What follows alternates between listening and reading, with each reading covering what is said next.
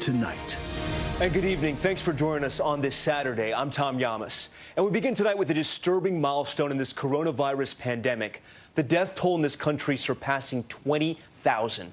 That includes more than 2,000 lives lost in the last 24 hours. America's deadliest day yet. 783 deaths in New York alone.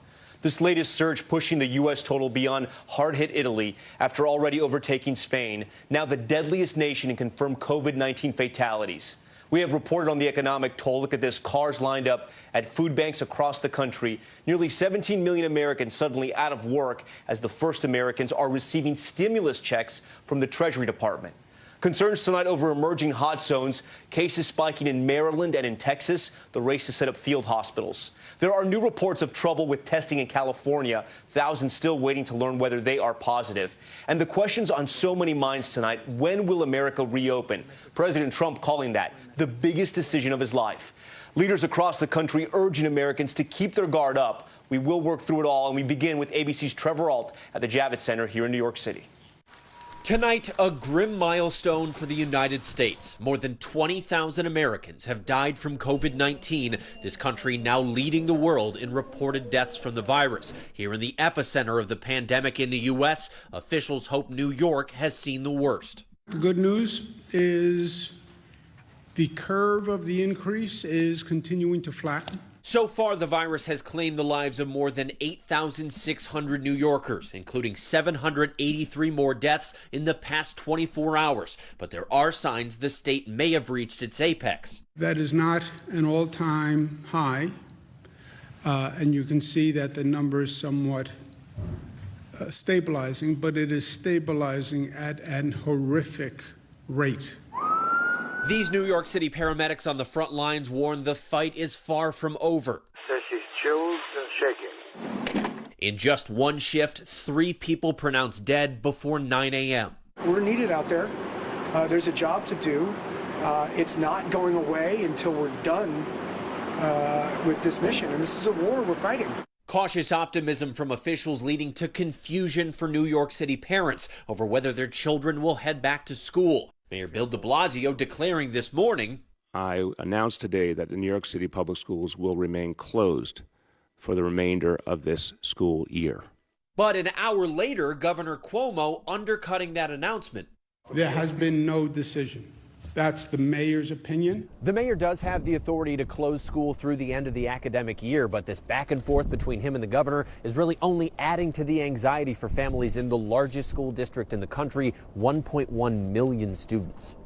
The rate of hospitalization in New York is down, but some ICUs still push to the brink. All week, ABC News received guided access at Maimonides Medical Center in Brooklyn. Dr. Michael Seaman, an anesthesiologist, now reassigned to the front lines. We've taken our post-anesthesia care unit, where patients usually come out of the operating room after procedures, and we've repurposed it and turned it into an ICU because we're so short.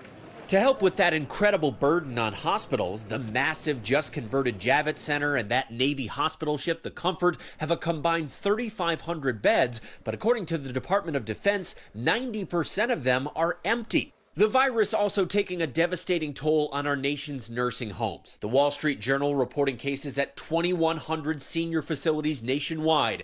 An outbreak of dozens of cases at this Augusta nursing home, and near Detroit reports of more than 20 patients dying from the virus at 2 facilities. Our most vulnerable citizens are dying in a helpless manner. Michigan's governor expanding her executive order to ban travel between homes. And in Los Angeles, masks are now required for anyone in public as a stay-at-home order has been extended to May 15th. Everyone should do their part, and nobody is immune to this. And across the country, almost 30,000 people have recovered, including Minnesota woman Vera Mueller, diagnosed 2 days after her 104th birthday. She's since fought her way back to health. And this scene from Providence Little Company of Mary in California. Doctors and nurses cheering for their first COVID-19 patient. At one point, they didn't think he'd make it. Now he's heading home. Those are great survivor stories. And Trevor Ault joins us now from the Javits Center, now converted into a hospital. And Trevor, we've reported that facility and the hospital ship, the Comfort, were supposed to relieve pressure on the hospitals here in New York. But so far, they've been used far below their capacity. Oh, that's right, Tom, and that's a problem that military officials really haven't been able to figure out yet. Both of these facilities have had low patient numbers when they were treating people who didn't have the virus, and low numbers now while they're treating people who do have it. It's possible because COVID-19 patients can deteriorate or even die very quickly. Other hospitals might just be taking in every person they see, even if they're full, because taking the time to send them here or to the Comfort might prove to be too much of a risk.